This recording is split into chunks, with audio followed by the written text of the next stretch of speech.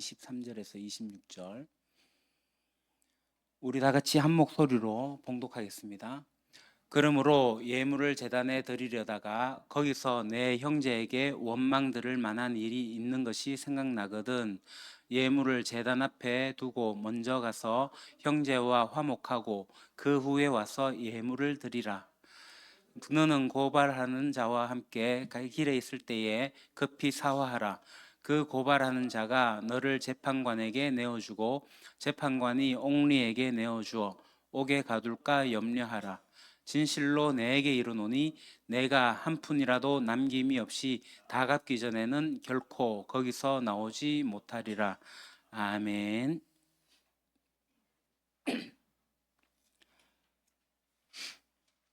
우리가 지금 용서하기에 대해서 우리가 지금 살펴봤고 이제 오늘부터 용서받기에 대해서 좀 알아보려고 합니다. 우리가 사실 살아가면서 나의 잘못으로 인해 가지고 누군가가 고통을 받는 경우가 종종 있습니다.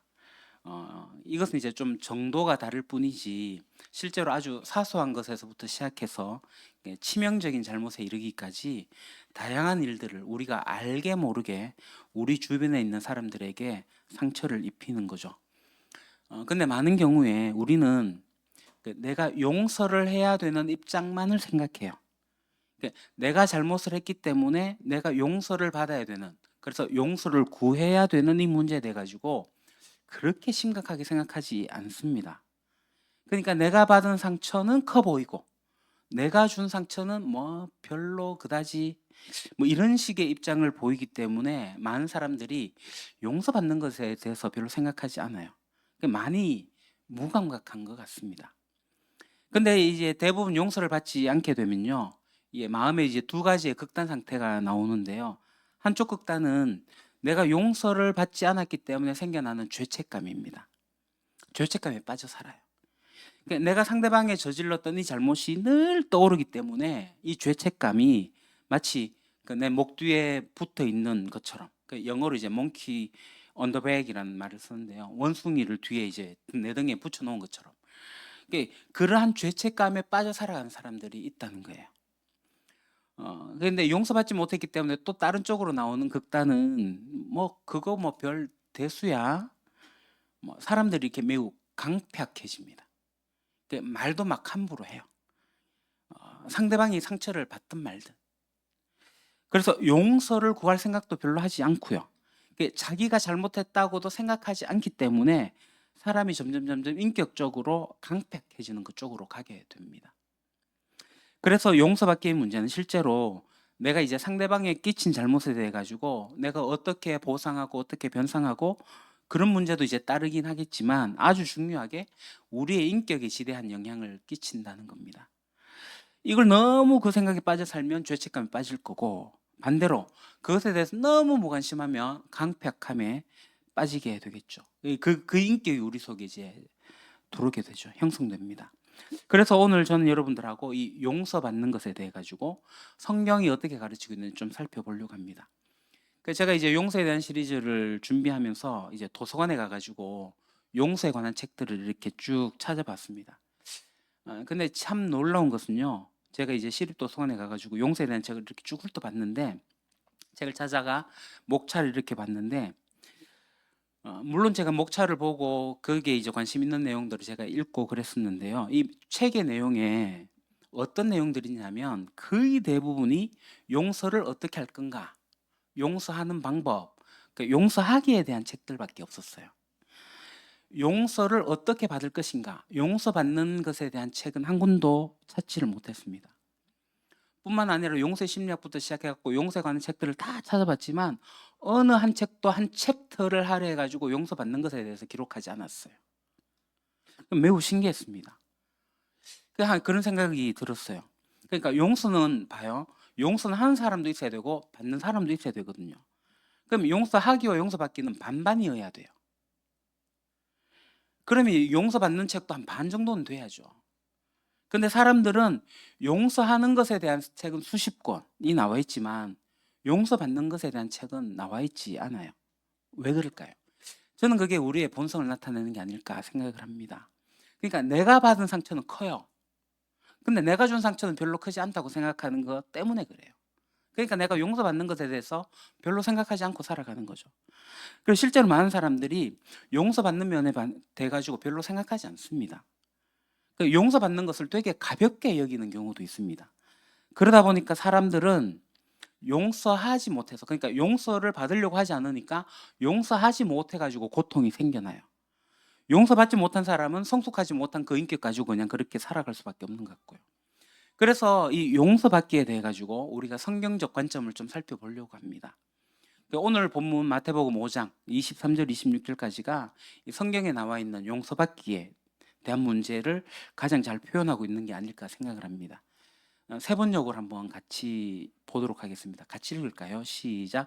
그러므로 내가 제단에 제물을 드리려고 하다가 내 형제나 자매가 내게 어떤 원한을 품고 있다는 생각이 나거든 너는 그 제물을 제단 앞에 놓아두고 먼저 가서 내 형제나 자매와 화해하여라. 그런 다음에 돌아와서 제물을 드려라. 너를 고소하는 사람과 함께 법정으로 갈 때에는 도중에 얼른 그와 화해하도록 하여라. 그렇지 않으면 고소하는 사람이 너를 재판관에게 넘겨주고 재판관은 형무소 관리에게 넘겨주어서 그가 너를 감옥에 집어넣을 것이다. 내가 진정으로 너희에게 말한다. 너희가 마지막 한 푼까지 다 갚기 전에는 거기에서 나오지 못할 것이다. 아멘.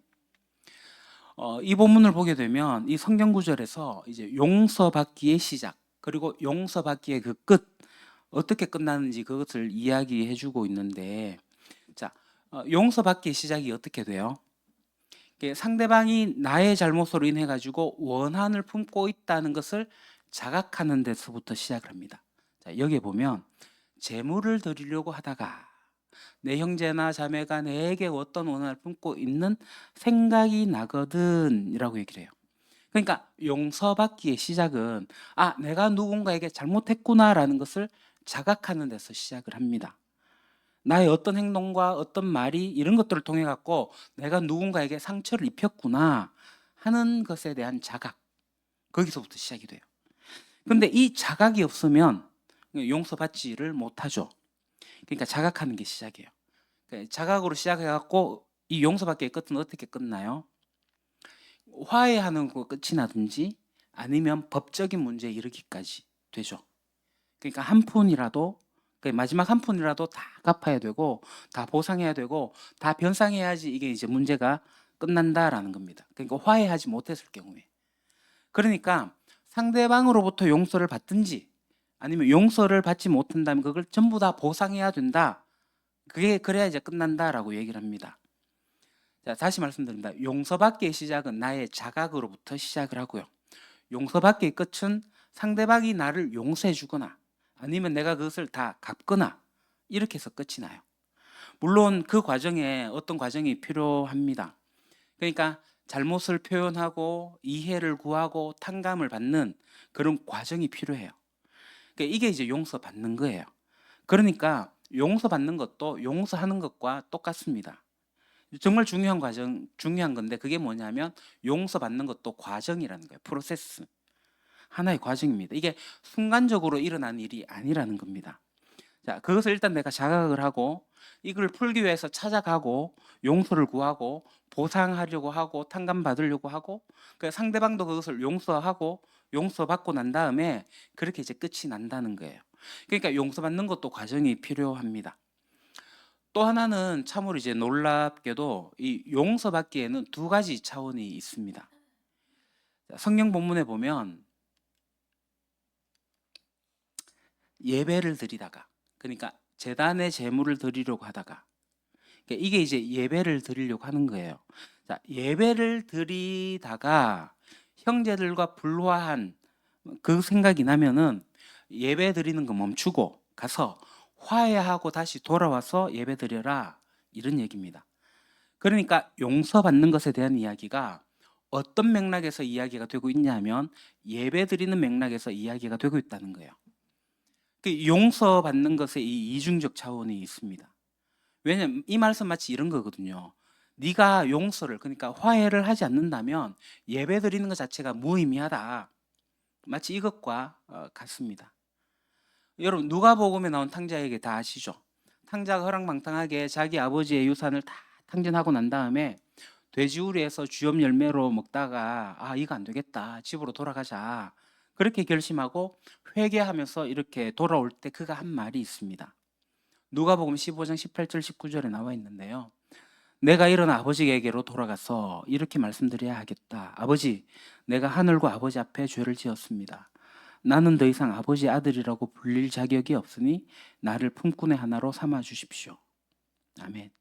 여러분, 이 성경에서 얘기하는 바가 굉장히 재밌는 표현이 나와요. 이 탕자가 누구에게 죄 지었다고 해요? 하늘과 아버지에게.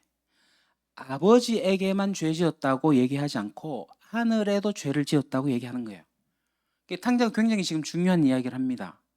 이 비록 탕자긴 하지만 굉장히 통찰력이 있는 탕자였습니다. 이 탕자도 수준이 있는 것 같아요. 그러니까 내가 지금 아버지의 재산의 반을 갖다가 돌아가시지도 않은 아버지의 그 유산을 내가 받아다가 허랑방탕하게 탕진을 했습니다. 그래서 내가 아버지에게 죄 지었다 라고 얘기하는 것으로 끝난 게 아니라 뭐라고 얘기한다고요? 하늘과 아버지 앞에 죄를 지었습니다 라고 얘기하는 거예요. 그러니까 이 용서받는 것의 두 가지 차원이 뭐냐면 하나는 수평적 차원, 그러니까 나와 그 사람과의 관계예요. 또 하나는 나와 누구와의 관계입니까? 하나님과의 관계입니다. 왜 그럴까요?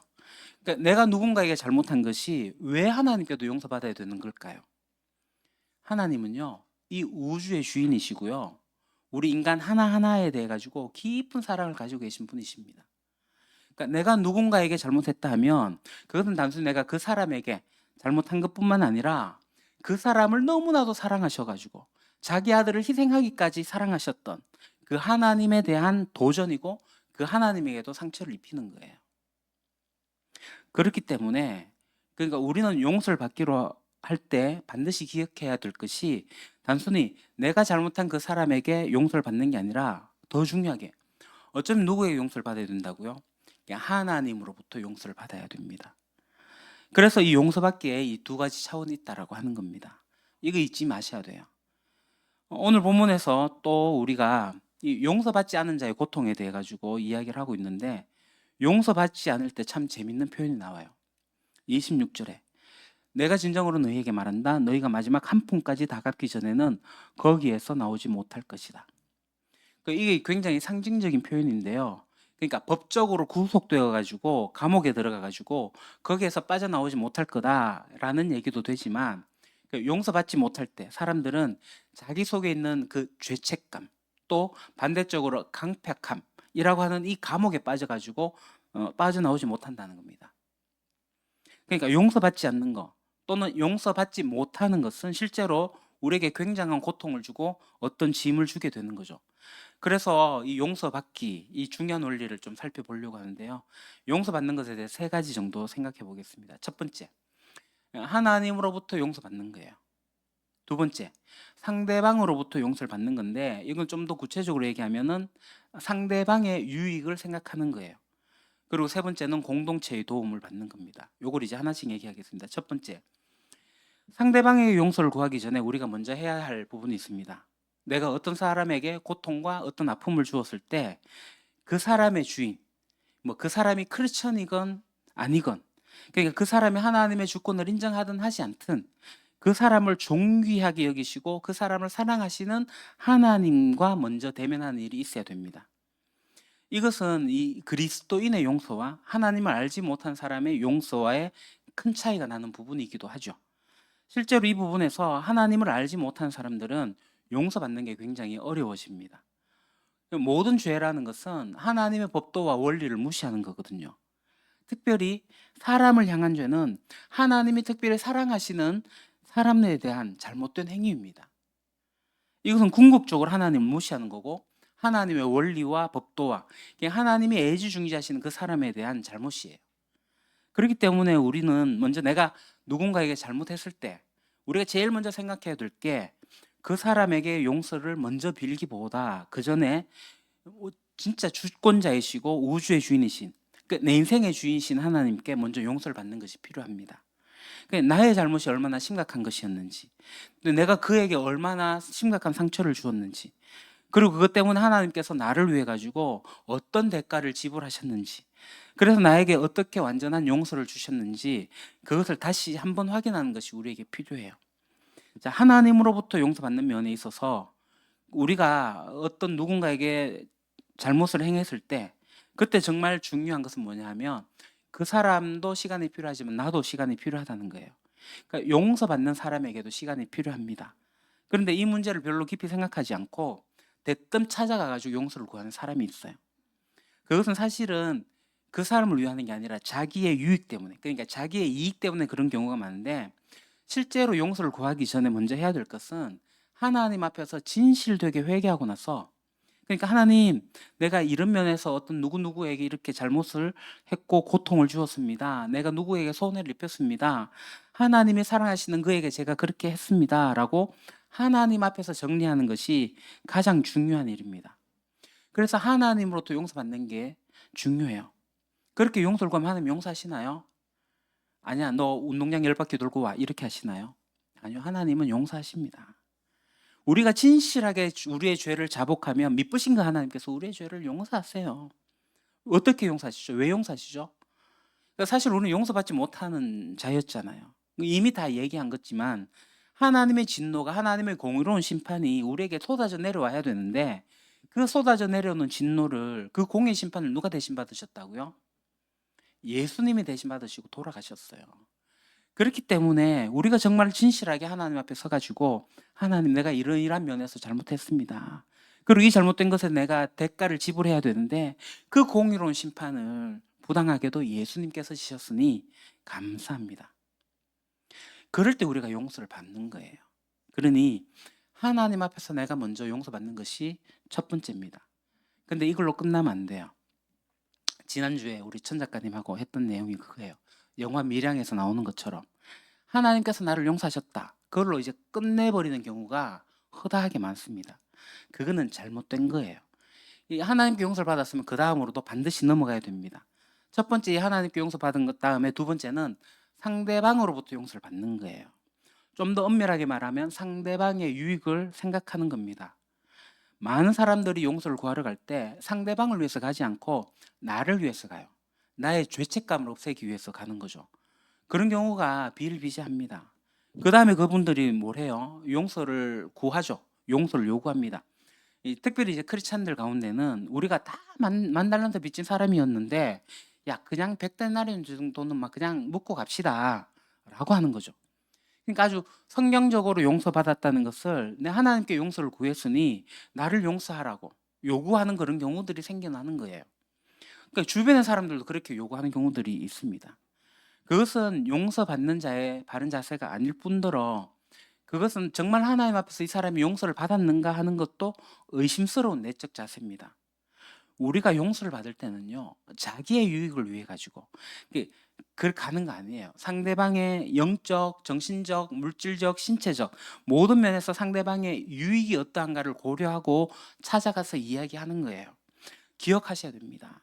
첫 번째 해야 될 것은 상대방의 유익을 위해서 용서를 구하러 가는 게 필요해요.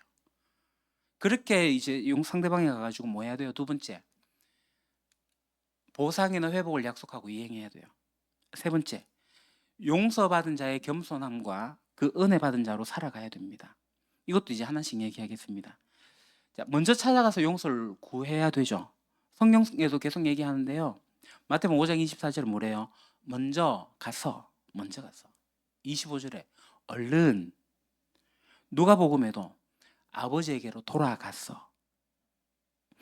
내가 하나님 앞에서 잘못했다는 것을 자각하게 됐다면, 그 자각이 이루어졌다면, 정말 그래서 내가 하나님 앞에서 용서를 받았다면 그 다음에 이제 그를 찾아가야 돼요. 먼저 가서 얼른 아버지에게 돌아가서 찾아가야 돼요. 그러니까 많은 사람들이 용서하지 못하는 이유가 뭐라고 했어요? 왜 용서를 못해요? 상대방 용서를 구하지 않으니까. 용서를 구하지 않아도 용서할 수는 있습니다. 용납할 수가 있어요. 근데 많은 경우에 용서하지 못하는 이유는 상대방이 용서를 안 구하니까. 누군가가 잘못했는데 그 잘못한 것을 용서를 구하게 되면 용서하는 게 좀 더 훨씬 더 편해지지 않습니까? 쉬워져요. 근데 여러분들도 한번 보십시오. 여러분들이 겪고 있는 많은 문제들 중에서 진심으로 용서를 구하지 않기 때문에 용서하기가 어렵지 않던가요? 제가 그랬거든요. 그래서 어떤 사람들은 그가 용서를 구하지 않기 때문에 내가 용서할 수 없다. 그래서 어떤 사람은요, 평생 죽을 때까지 그 사람을 미워하면서 살아가는 분들이 있어요. 근데 이 사실을 아는 사람들은 고백하죠. 내가 진짜 이걸 알았기 때문에 평생 미워하면서 살아갈 뻔했는데 다 품었다. 여러분, 상대방이 나를 용서하지 못하고 나를 미워하고 나에게 어떻게든 보복하려고 하는 그런 마음을 가지고 살아가게 만드는 것, 그것은 그 사람을 내가 지옥 속에 가둬놓는 것과 똑같은 거예요. 그러니까 그 상대방이 나를 용서할 수 있도록 그를 찾아가 가지고 용서해 달라. 그 사람의 유익을 위해 가지고 그렇게 해야 돼요. 그가 그런 분노와 보복의 마음의 자세에서 해방될 수 있도록 우리가 찾아가서 용서를 구해야 됩니다. 그렇기 때문에 용서를 구하러 갔을 때 나를 용서해 주십시오라고 얘기할 때 또 반드시 붙여야 될 말이 하나 있습니다.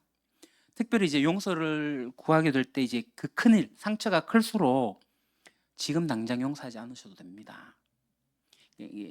상대방에게 시간을 줘야 돼요. 근데 용서를 받으러 간 사람이 지금 용서하라고, 야, 용서하지 않으면 나 이 자리에서 물러나지 않겠다고, 그러면 안 됩니다. 사실 용서한다는 건 너무 고통스러운 일이에요. 용서가 뭐라고 했어요? 이게 자기가 손해보는 거잖아요. 손해보기로 결정하는 거거든요. 근데 이 손해보기로 결정했다고 해서, 그래, 내가 용서를 구했다고 해가지고, 그래, 내가 당장에 내가 손해볼게, 이렇게 결단하는 일은 이게 가벼운 일이면 가능하겠죠. 작은 일일 때, 뭐, 말 실수한 것 같고 하는 거. 아까 내가 말 잘못했는데 용서해 줄래요? 그럼 뭐 당장에 어떻게 할 수가 있습니다. 근데 이 말도 아주 크게 심하게 말을 잘못했을 경우에 이거 좀 조심해야 되겠지만, 그래서 용서를 구할 때 찾아가지고 나의 유익을 위하는 게 아니라 그 사람의 상대방의 유익을 위해 가지고 구하는 거예요. 그가 정말 미워하는 그 마음에서 해방될 수 있도록, 그런 마음을 갖지 않도록, 감옥 속에 갇혀 살지 않도록 그에게도 기회를 주기 위해서 찾아가서 용서를 구하는 거죠. 그러니까 나를 위해서 가는 게 아니라 그를 위해서 가는 겁니다. 찾아가서 얘기하게 될 때 어떤 경우에 여러분들이 찾아가서 얘기하기가 어려울 때도 있긴 합니다. 그리고 특별히 말로 그런 것을 잘 못하는 분이 있어요. 그럴 경우에 할 수 있는 방법들이 있잖아요. 뭐 글이나 편지를 보내는 겁니다. 이게 이제 좋은 방법이죠. 이제 글을 쓰다 보면 나의 감정을 정리할 수가 있습니다. 그래서 글로 용서를 구하는 편지를 쓰거나 그렇게 할 수가 있어요. 그러면 이제 그 편지를 받은 사람도 즉답하지 않아도 되잖아요. 그러니까 생각해보고 뭐 만나서 이야기하든 다시 그 사람이 편지를 보내서 뭐 용서한다고 말할 수도 있을 겁니다. 그러니까 요즘 이제 SNS가 발달하다 보니까 뭐 카카오톡 같은 걸로 용서를 구하는 방법도 좋긴 하나, 가벼운 경우는 문자 메시지도 괜찮지만 저는 문자 메시지는 권하지 않습니다. 제가 문자 메시지나 카카오톡을 통해 가지고 알게 된 것이, 이 맥락이, 이 활자화되어져 있는 모니터에서 보는 글의 맥락이 상대방의 감정이 안 들어와요. 오해를 할 수 있는 소지가 굉장히 많습니다. 그럴 때는 웬만하면 직접 손으로 글씨를 적는 게 더 유익합니다. 아니면 직접 만나서 이야기하는 게 좋고요. 자, 그렇게 이제 용서를 구하는 일이 첫 번째예요. 자, 그 다음에 두 번째는 뭐예요? 보상과 회복을 약속하고 이행해야 됩니다. 많은 사람들이 용서에 대해서 잘못 생각하는 것은, 용서를 하는 사람은 내가 당신에게, 나에게 잘못한 것에 대해 가지고 지불해야 될 것들을 내가 탕감해 주겠다고 하는 게 이게 용서하는 거지만, 용서받는 사람은 그러면 난 이제 자유로운 건가? 이렇게 얘기하는 건 아니라는 거죠. 자기가 잘못한 것에 대해 가지고 보상하기 위해 가지고 보상하겠다고, 가능하면 이거 회복시켜내겠다고 하는 자세가 필요합니다. 그래서 예수님이 뭐라고 말씀하셨어요? 마지막 한 푼까지 다 갚기 전에는, 다 갚아야 되는 거예요. 누가복음의 상자는 어떻게 얘기했어요? 아들이라 불릴 자격이 없으니 나를 품꾼의 하나로 여겨주십시오. 내가 지금 아버지의 가산을, 그 반을 제가 다 탕진을 했으니까 나를 용서해 주세요. 용서받으면 그러면 아들 하면 되는 거예요? 그거 아니에요. 탕자가 뭐라 그랬어요? 품꾼의 하나로 여겨 주십시오. 이게 뭐예요? 내가 품꾼으로 돌아가지고 품꾼으로 살면서 자기가 이것을 보상하겠다고 회복하겠다고 하는 거예요. 물론 그게 회복되진 않을 거예요. 근데 그런 마음 자세를 가지고 가는 거예요. 그의 상실과 손해를 회복할 수가 있다면, 회복할 수 있는 면이 있다면 부분적으로라도 내가 그렇게 하겠다. 그렇게 하면서 나가는 것이 진실한 용서입니다. 그러니까 용서를 가볍게 생각하는 사람들 중에 일부는 말로만 얘기하고 아무런 대가를 지불하지 않겠다는 사람들이 있어요. 그것은 용서를 하는 쪽 입장과 용서받는 쪽의 입장을 오해한 거죠. 그러니까 용서하는 쪽에서는 그것을 탕감해 주는 거지만 용서를 받는 쪽에서는 그것을 회복해야 될 의무가 있다는 겁니다. 그러고 난 다음에 이제 만일 용서를 받게 된다면, 아니 용서를 받지 못할 수가 있어요. 바로 즉각적으로. 그럴 경우에 용서를 받은 자의 겸손함, 그거 가지고 살아가야 돼요. 그러니까 이 얘기가 뭐냐면은 또다시 그런 잘못을 반복해야 하지 않겠다라고 마음에 품고 살아간다는 겁니다. 그러니까 용서한 사람의 가장 큰 명예가 뭔지 아십니까? 나에게 누군가 잘못한 게 있어요. 그러니까 내가 그걸 용서를 했어요. 근데 그 사람은 이제 더 이상 그 문제를 반복하지 않고 살아갈 수 있게 되는 것이 나에게 가장 큰 영예입니다. 근데 그 모욕이 뭔지 아세요? 내가 용서했더니만 돌아다니면서 똑같은 잘못을 딴 사람에게 계속 하는 거예요. 그래서 용서한 사람까지 모욕하는 행위를 하는 거죠. 그러면 용서를 정말로 상대방의 유익을 위해서 생각한다면, 내가 용서를 구했다면 내가 이제는 이 일에 있어서 최대한도로 다시는 반복하지 않겠다. 겸손함을 가지고 살아가야 되죠. 그래서 우리가 이제 두 번째, 상대방으로부터 용서를 받는 거. 그 상대방의 유익을 생각하면서 용서의 과정을 이렇게 접근해 나가야 됩니다. 그러면서 마지막으로 한 가지가 더 있죠. 공동체에서 도움을 받는데 야고보서 5장 16절. 그러므로 여러분은 서로 죄를 고백하고 서로를 위하여 기도하십시오. 그러면 여러분은 낫게 될 것입니다. 의인이 간절히 비는 기도는 큰 효력을 냅니다.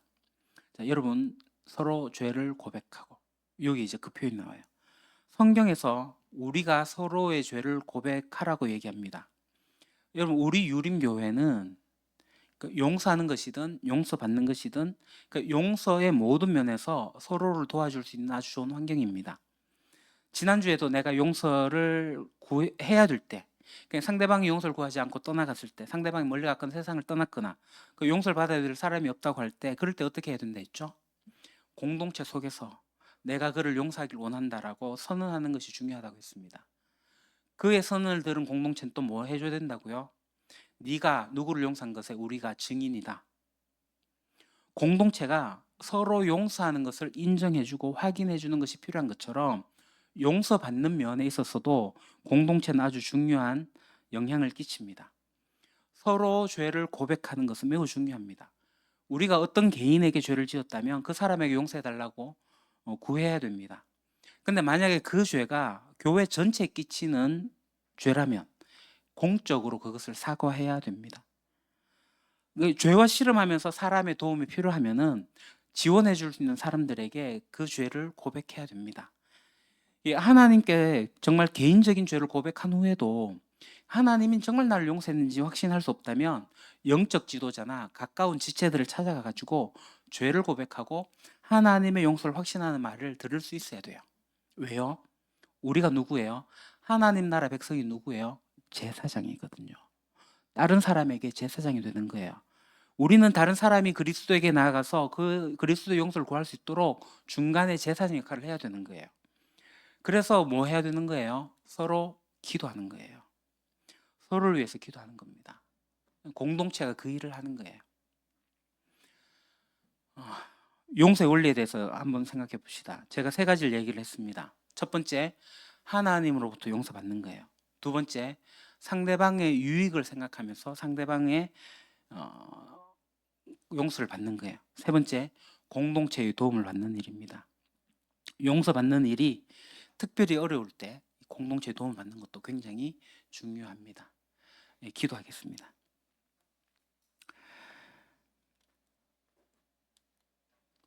사랑과 자비의 아버지 하나님, 오늘 저희가 말씀을 통해 용서받기에 참된 의미와 그 원리를 배우게 하심을 감사합니다. 주님, 우리는 살아가면서 알게 모르게 많은 잘못을 저지르고 때로는 그 잘못을 가볍게 여기거나 잊은 채 살아갈 때가 많습니다.